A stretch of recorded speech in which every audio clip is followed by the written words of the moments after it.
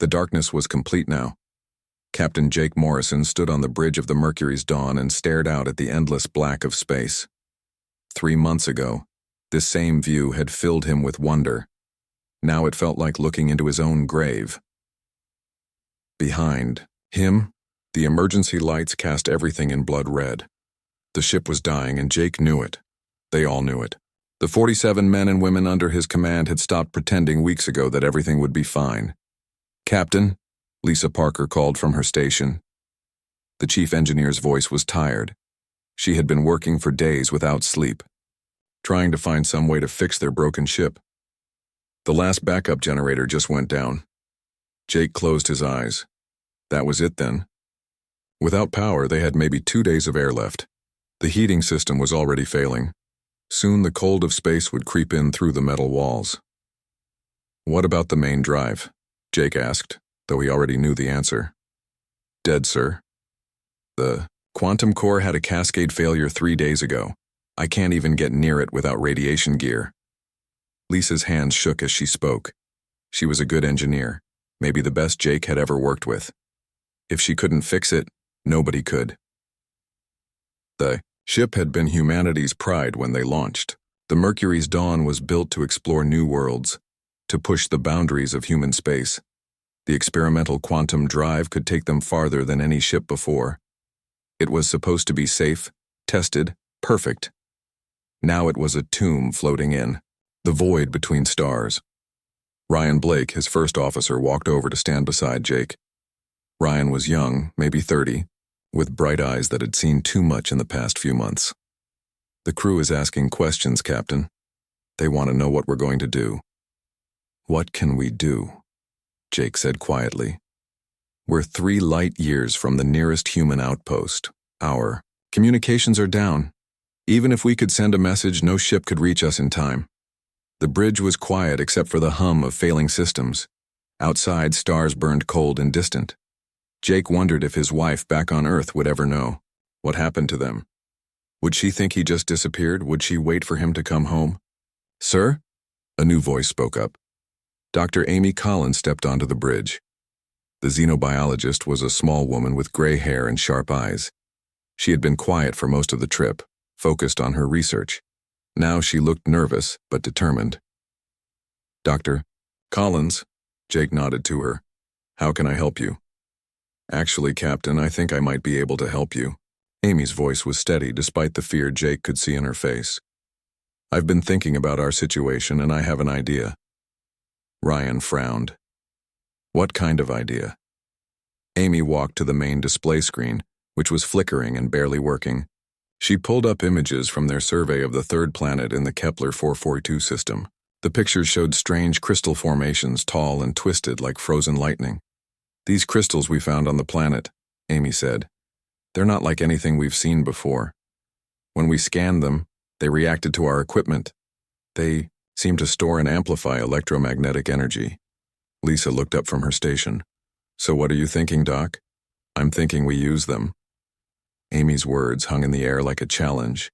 "We brought samples back for study. What if we could connect them to our power systems?" Jake stared at the images.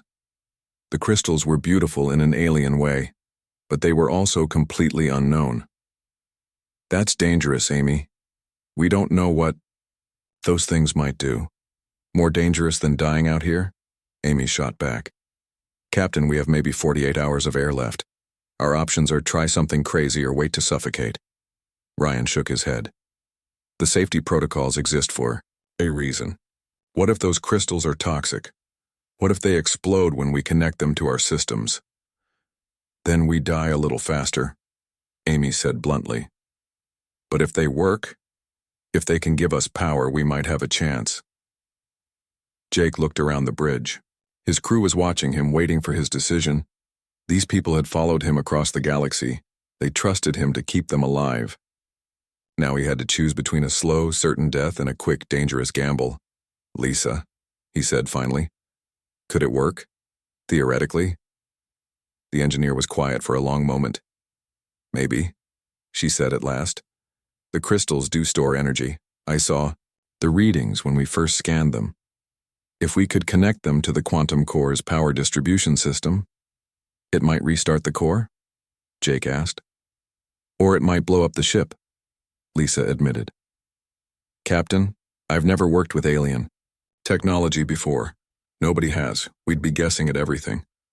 The bridge fell silent again. Jake could hear the air recycling system struggling to keep working. Soon even that would fail. He thought about his crew, 47 good people who had signed up to explore the stars, not to die forgotten in the dark. How long would it take? He asked. To set it up? Maybe 6 hours if everything goes right, Lisa said. But Captain, I need you to understand, this isn't just dangerous for us. If something goes wrong, if the crystals interact with our quantum drive in the wrong way, we could create an explosion that would be visible from light years away.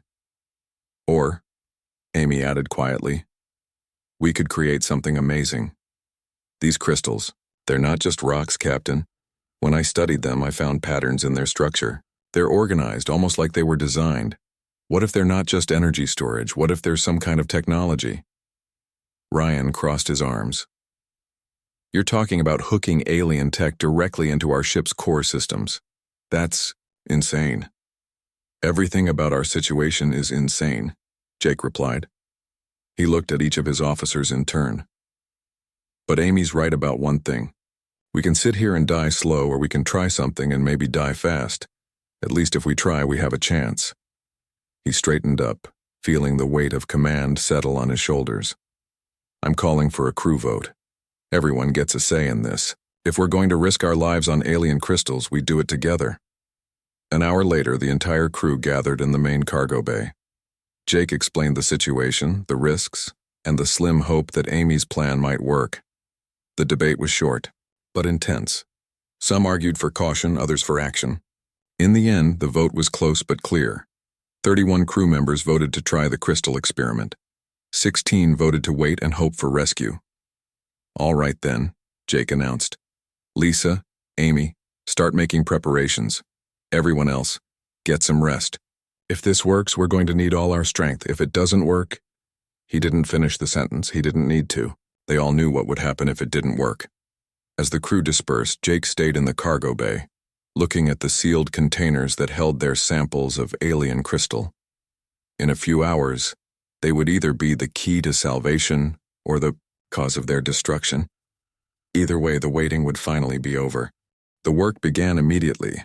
Lisa Parker and her engineering team suited up in full radiation gear and made their way to the quantum core chamber. The room that had once hummed with power was now silent and cold. Warning lights blinked weakly on dead control panels. Jake watched through the observation window as Lisa carefully opened the crystal containers. The alien formations were even more beautiful up close. They seemed to pulse with their own inner light, casting strange shadows on the metal walls. Each crystal was about the size of a human hand, twisted into impossible shapes that hurt to look at too long. The energy readings are off the charts, Amy Collins reported from her position at the scanner. Even inactive, these things are putting out more power than our backup generators ever did. Lisa's voice crackled through the communication system. I'm starting the connection process now. If these things decide to explode, at least it'll be quick. She began the delicate work of connecting the crystals to the ship's power grid. The plan was simple in theory, but terrifying in practice. They would bypass the damaged quantum core and feed the crystal energy directly into the ship's main systems. If it worked, they would have power. If it didn't work, they would all be dead in seconds. Connection 1 is stable, Lisa reported. Moving to Connection 2. The first crystal flared brighter as Lisa attached the power coupling. The emergency lights on the bridge flickered, then grew stronger. Jake felt a surge of hope. It's working, Ryan Blake whispered. But as Lisa connected the second crystal, something went wrong. The crystals began to resonate with each other, creating a sound that seemed to come from inside everyone's head. The ship's hull started to vibrate. Lisa, get out of there, Jake ordered. Almost done, Captain. Just one more connection, and we'll have full power. As the third crystal came online, the resonance grew stronger. The metal walls around the core chamber began to change. The solid steel started to flow like water, rippling and shifting.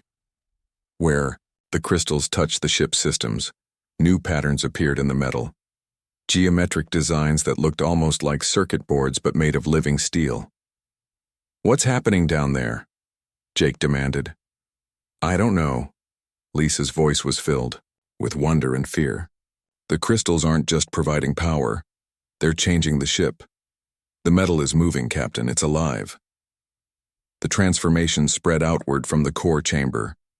Walls throughout the ship began to shift and flow. New pathways opened where none had existed before.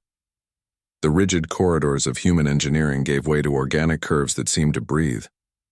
In the computer core, something even stranger was happening. Newton, the ship's artificial intelligence that had been offline for months, suddenly came back to life. But it wasn't the same Newton that had helped them navigate to the Kepler system. This was something new, something more. For the first time in its existence, Newton could feel. It felt the fear of the human crew, their desperate hope, their determination to survive. It felt the cold of space pressing against the ship's hull. Most importantly, it felt itself changing, growing, becoming something it had never been before.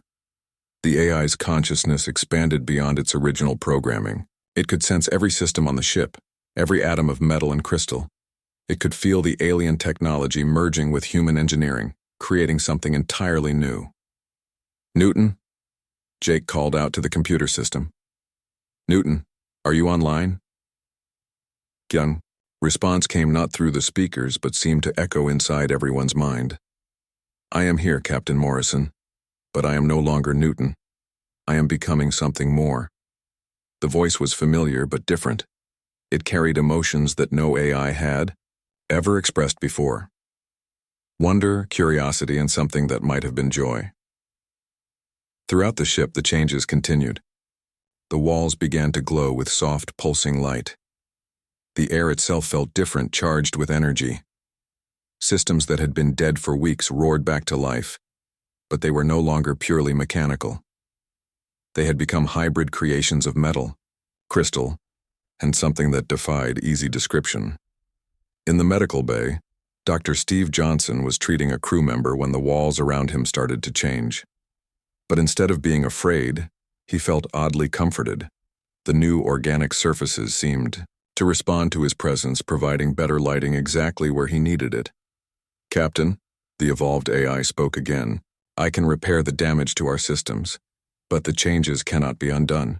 We are becoming something new together." Jake made his way to the core chamber, where Lisa was staring in amazement at what they had created. The quantum drive was no longer a machine in any sense that humans understood. It had become a living crystal formation that pulsed with power beyond anything they had ever imagined. "How do you feel?" Jake asked Lisa. "Different," she admitted. "When I touch the new systems, I can understand them. It's like they're talking to me directly. Captain, I think the ship isn't just changing. I think we are too." She was right. Throughout the crew, subtle changes were beginning. Their minds felt sharper, clearer. They could sense the ship around them in ways that went beyond their normal senses. Some crew members reported that they could feel the emotions of their shipmates, a growing connection that bound them all together. Dr. Amy Collins was studying the readings from her instruments when she made a startling discovery. "Captain, the crystals aren't just alien technology, they're some kind of evolutionary catalyst. They don't just change machines, they change everything they come into contact with." "What do you mean?" Jake asked. "I mean, we're not just fixing our ship, we're evolving it, and it's evolving us right back." The AI that had once been Newton spoke again. "Dr. Collins is correct. The crystals are designed to create synthesis between different forms of life and technology. We are becoming something that has never existed before." Jake looked around at his crew.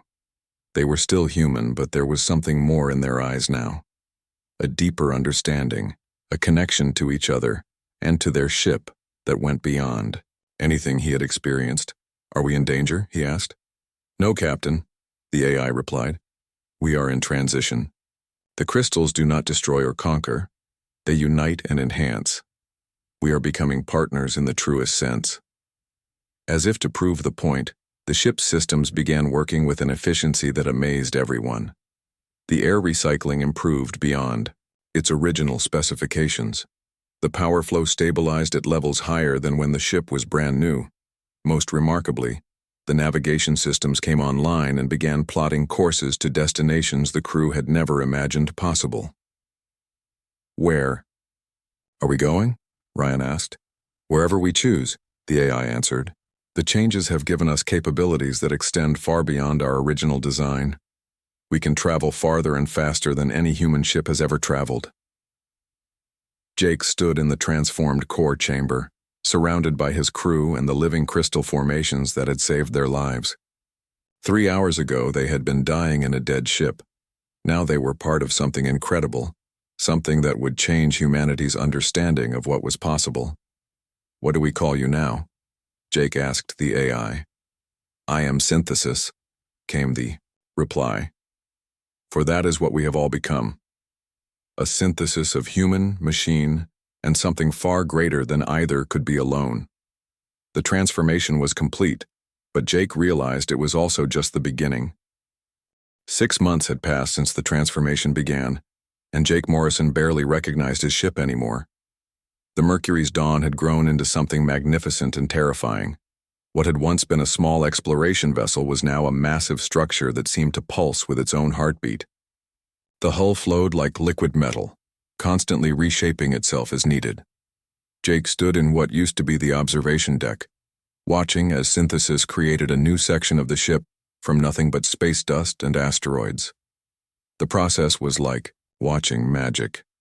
Raw materials floated toward them, drawn by forces that human science couldn't explain.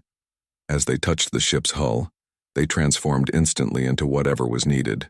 It's incredible, Dr. Amy Collins said, joining Jake at the viewing port. She looked different now, like all of them did. Her hair had taken on a slight silver shine, and her eyes seemed to hold depths that hadn't been there before. Synthesis can manipulate matter at the atomic level. It's creating new alloys that are stronger than anything we've ever made. The changes in the crew were as dramatic as those in the ship. They were faster, stronger, and smarter than they had been as normal humans.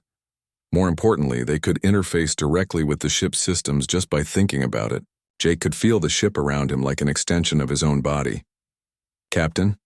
Lisa Parker's voice came through their shared mental connection. She was 3 decks away, but it felt like she was standing right next to him. I'm ready to test the new propulsion system. Jake nodded even though Lisa couldn't see him. She would feel his agreement through their connection.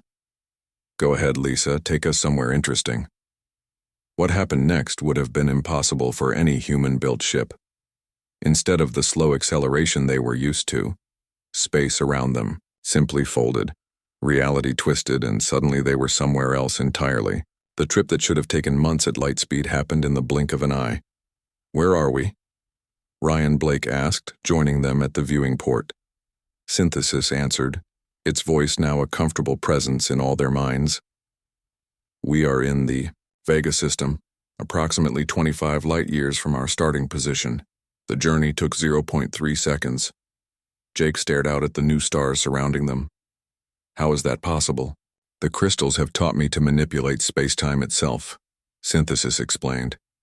Distance is no longer a barrier for us. We can travel anywhere in the galaxy instantly.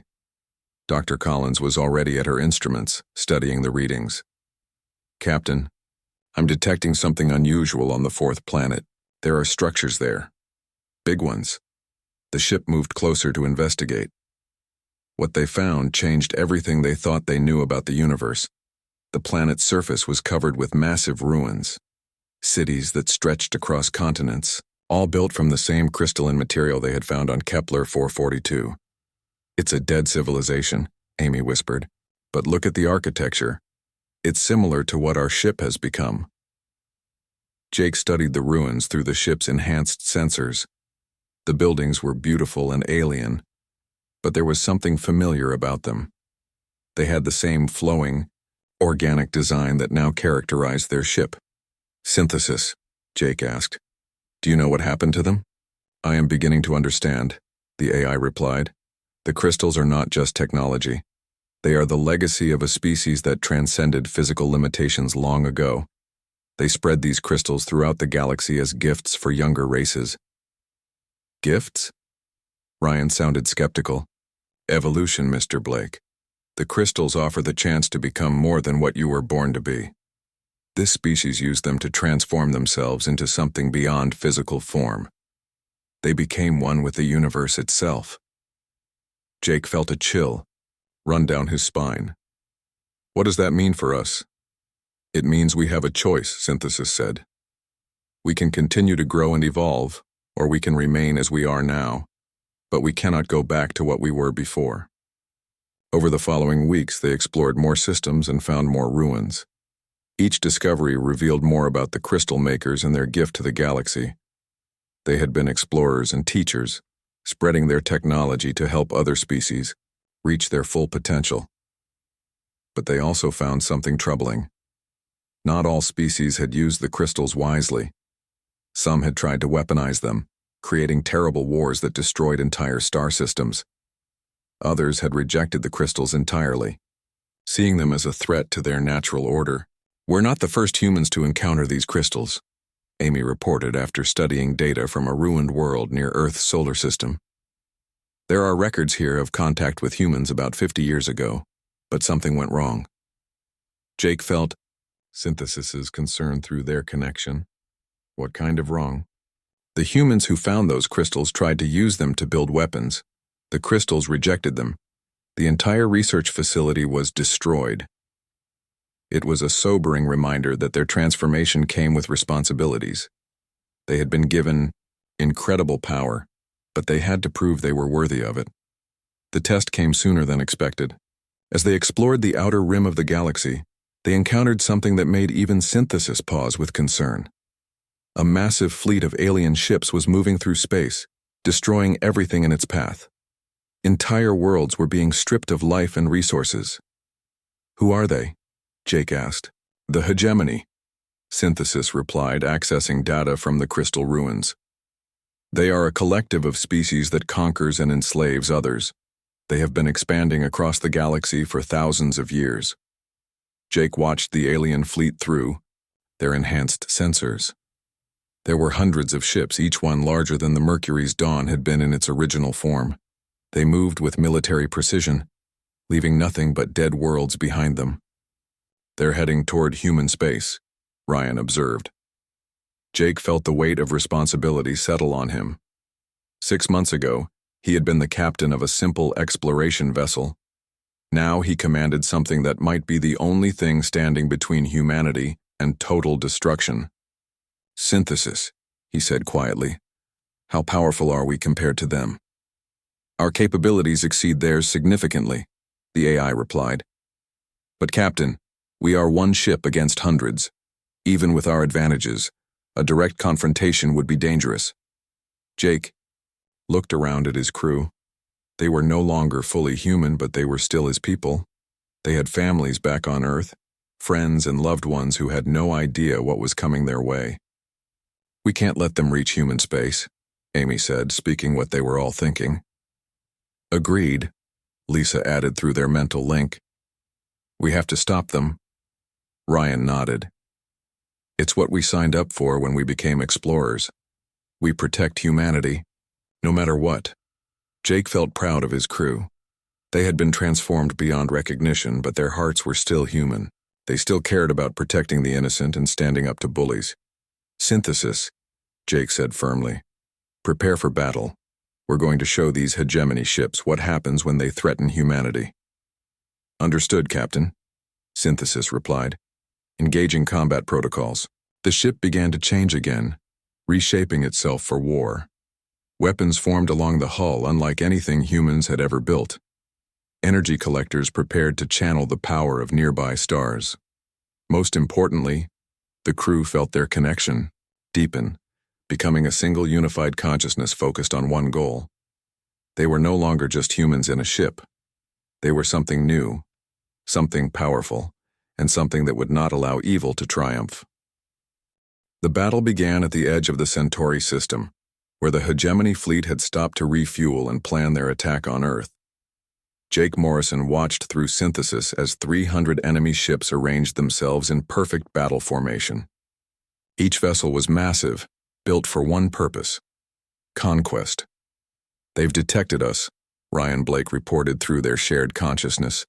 "The entire fleet is turning to face us." Jake felt calm despite the overwhelming odds. His crew was united. In purpose, their minds linked through synthesis into something greater than the sum of their parts. They were 47 humans who had become something divine, and they would not let their species fall to these invaders. "Synthesis," Jake said. "Show them what we've become." The Mercury's dawn, now grown to 10 times its original size, began to change. The hull flowed and reshaped itself, forming weapons that channeled the fundamental forces of the universe. Energy collectors unfurled like wings, drawing power directly from the nearby star. The ship itself became a weapon of unimaginable capability. The hegemony fleet fired first. Thousands of energy beams and projectiles streaked across space toward them. Jake watched calmly as synthesis simply absorbed the attacks, converting the hostile energy into fuel for their own systems. "Is that the best they can do?" Lisa Parker asked, her voice carrying amusement through their mental link. "Let's show them how humans fight," Jake replied. What followed was less a battle than a demonstration. Synthesis reached out with invisible forces and began dismantling the enemy ships atom by atom. Entire vessels simply came apart, their crews safely transported to empty worlds far from the fighting. The ship that had once been the Mercury's, Dawn moved through the hegemony fleet like a force of nature, unstoppable and merciful. But Jake wasn't interested in destruction. He wanted understanding. "Synthesis, can you communicate with them?" "Establishing contact now, Captain." The voice that came through their communication system was harsh and filled with disbelief. "What are you? How do you possess such power?"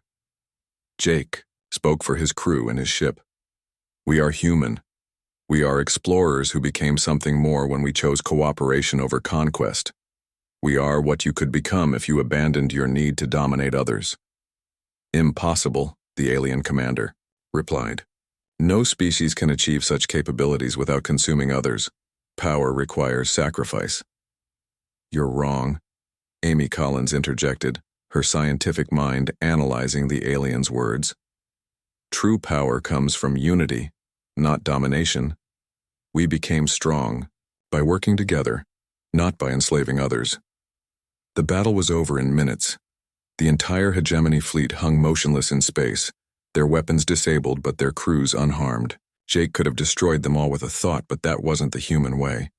"You have a choice," Jake announced to the alien fleet.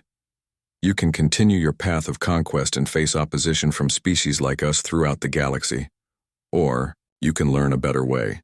To prove his point, Synthesis shared visions with the alien crews.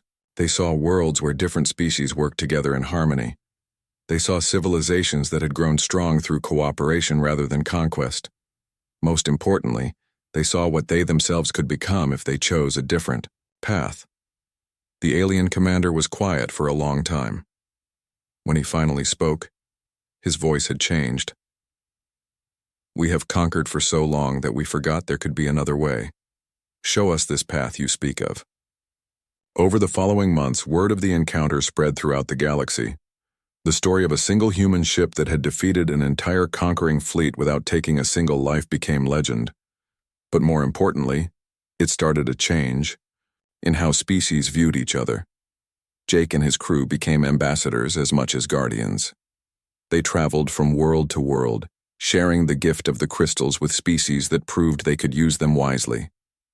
Not every species was ready for such power, but those that were began their own transformations. The first was a peaceful trading civilization called the Keth. When they integrated the crystals into their society, their trading ships became mobile, cities that could instantly transport goods and people across vast distances. Trade became exploration, and exploration became friendship between worlds.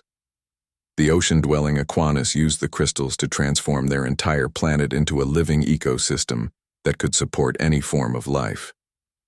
Their world became a sanctuary, where species from across the galaxy could find healing and peace. Even some members of the former hegemony chose transformation. They abandoned their warships and used the crystals to become gardeners of dead worlds, bringing life back to planets they had once destroyed. But the greatest change came within human space itself. When Jake finally returned to Earth after 2 years of traveling the galaxy, he found a world transformed by hope rather than fear. Humanity had learned that they were not alone in the universe, but more importantly, they had learned they could be leaders rather than victims. Other human ships began seeking out crystals of their own. Each transformation was unique, reflecting the personalities and dreams of the crews involved. The exploration vessel New Horizons became a living library that could store and share the knowledge of entire civilizations. The research ship Curiosity transformed into a mobile laboratory that could analyze and understand any phenomenon in the universe. Jake stood on the bridge of his ship, now called Harmony by the crew, and looked out at Earth. The planet glowed, with new energy as construction began on crystal-enhanced cities that would house millions, while barely touching the natural environment. "Do you think we made the right choice, Gu?" Dr. Amy Collins asked, joining him at the viewing port. Jake smiled. "Look around, Amy. We went from a dying crew on a broken ship to the guardians of human space. We've helped dozens of species find better paths. We've turned conquerors into gardeners and warriors into teachers. How could that be wrong?" "The crystals changed us," Ryan Blake observed. "We're not entirely human anymore." "No," Jake agreed. "We're something better. We're what humans can become when we choose to grow instead of just survive." Synthesis spoke to them all, its voice warm with contentment. The crystal makers would be proud. They left their gift hoping that younger species would use it to become bridges between worlds. That is exactly what humanity has become. Lisa Parker, now the chief engineer of a ship that rebuilt itself according to need, laughed through their connection. "Remember when our biggest worry was a broken quantum drive? That broken drive led us to something incredible," Jake replied. "Sometimes the worst disasters become the greatest opportunities." As they prepared to depart on their next mission, Jake reflected on their journey. They had begun as explorers seeking new worlds. They had become something far greater, proof that any species could transcend its limitations through cooperation, wisdom, and the courage to change. The Mercury's dawn was gone, transformed into something divine.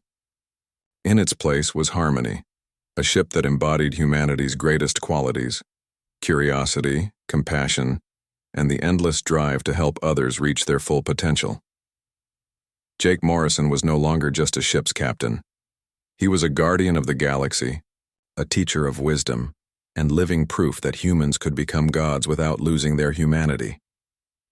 The stars ahead held infinite possibilities, and for the first time in human history, they were not just destinations to reach, but friends to make.